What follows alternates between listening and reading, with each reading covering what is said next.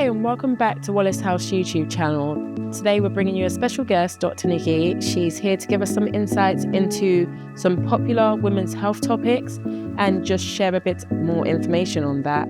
So let's welcome Dr. Nikki. Hi, Dr. Nikki. Hi, thanks for having me.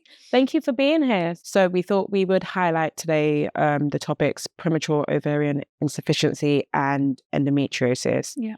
So let's delve right into it. So how would you say premature ovarian insufficiency is diagnosed and what are the common symptoms?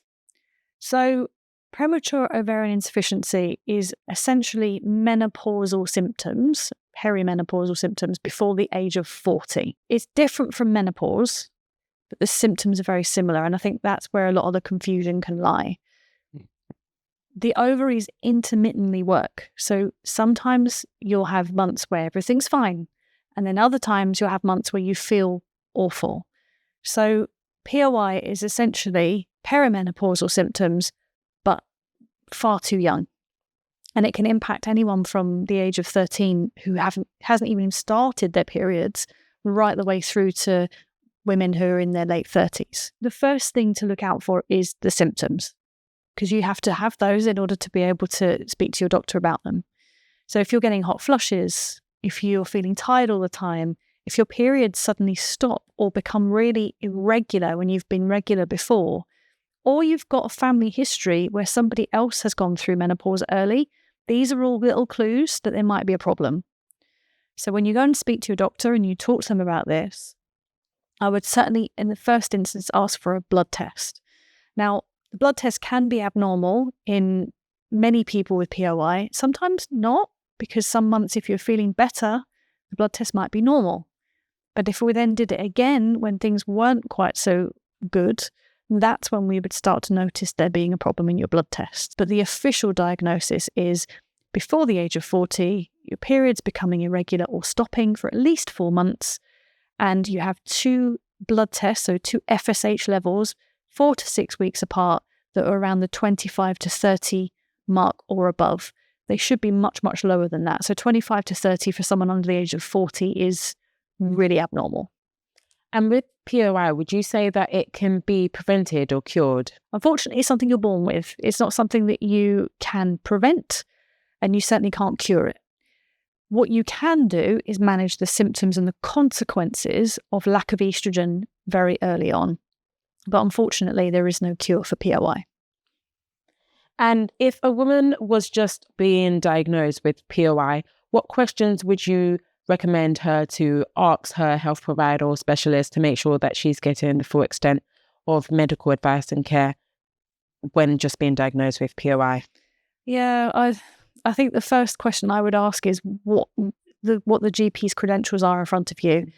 Are they menopause trained? Do they understand what POI is?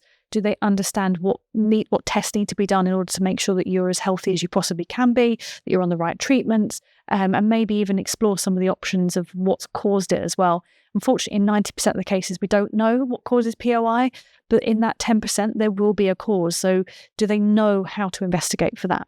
If they don't, if they're not menopause trained, they're not sure what they're doing, then I would politely ask to be referred to a menopause specialist, because then that person is going to be able to help you. The second thing is I would make sure that you have the relevant tests done that the GP can initiate. So making sure that they've booked you for a bone scan, because it's very important. If you're lacking in estrogen under the age of 40, your bone health is at risk. So checking what your bone health is doing with a DEXA scan is one of the first major tests that I would consider doing. I would also ask them if there are any lifestyle things that you can do. So hopefully they'll tell you things like exercise regularly, 2.5 hours of cardiovascular exercise a week spread across the week is really helpful, and a couple of load-bearing type ones as well. So maybe weights, yoga, Pilates. If you need help with your mental health, that is another thing that I would ask if your GP can help you organise some help with. Okay. And for women with POI, what are their family planning options and what would you say they can explore in terms of trying to conceive? Yeah, so POI at any age is a devastating diagnosis. If you're 13 years old and you're told that your ovarian function is non-existent, that's devastating. You haven't even started thinking about having babies yet. So I'd probably still have her referred to a fertility specialist just so that they can give some advice on what might be possible in the future. But certainly at that stage, I'd be talking about treatments like HRT or the combined pill to make her feel better. And often in that age group, the combined pill is the best option because she doesn't want to feel different to her friends. So that's a good place to start. Now, for older women who do want to have a baby and perhaps they found out because they were trying to have a baby and it wasn't working, well, definitely being sent to a fertility specialist can be useful because then we can look at things like how many eggs has she got left? What are the quality of those eggs? And then what are the treatment options that are available to her? If there are enough eggs, perhaps IVF is all she needs. But if not, then maybe she needs donor eggs as well, which is where somebody else has very kindly donated their eggs from their ovaries, and then you use that and you conceive through those. Now, none of this might be applicable, and actually you want to be positively child-free, or maybe you want to have children through adoption.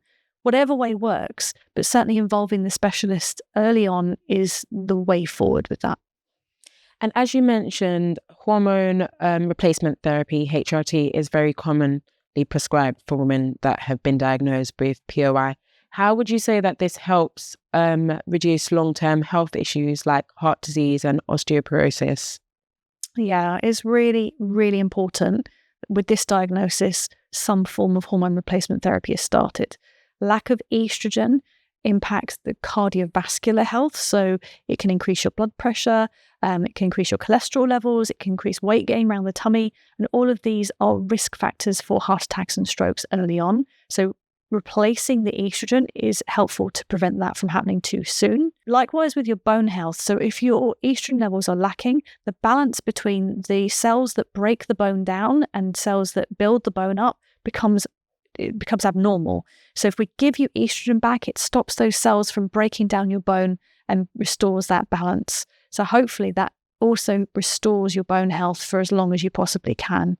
The other thing to add with all of this is that HRT can help with conception in some cases.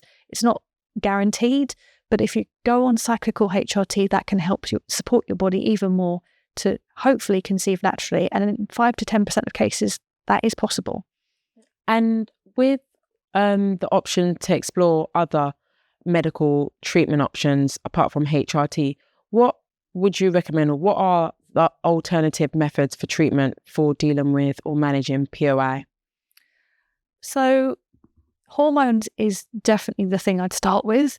But beyond that, I'd also be looking at lifestyle changes. So making sure that you're not drinking excessively, smoking excessively, hopefully even stopping smoking would be really good. Look at your exercise. So are you regularly exercising throughout the week? Are you doing load-bearing exercise as well? So that means putting load through your body, which means it keeps your bones as strong as possible. I'd also look after your mental health. So when you get this kind of diagnosis, it can have a huge negative impact on your mental health. So seeking some advice and some support through that would be really good. You can also join support networks like the Daisy Network. They've got lots of advice. You can go to support groups with other women that have been diagnosed with this condition as well, and hopefully make you feel less alone. And what would you say, if left untreated, how difficult could it be to manage POI, or what are the implications with leaving POI untreated? Well, if we have lack of estrogen for a very long time, longer than the average woman that goes through menopause at the age of 51, then that has implications for her heart, her brain, her bones, generally for her whole well-being. So if we don't treat POI, we are opening up long-term problems like early heart attacks, early strokes, osteoporosis and fractures really early compared to what it would be in the normal population. Well, thank you very much, Dr. Nikki, for coming. It's been lovely having you and just answering and getting your expertise on very important topics. Thank you. Oh, brilliant. Thank you so much. Thank you. So join us on our next Women's Health series on Wallace Health's YouTube channel.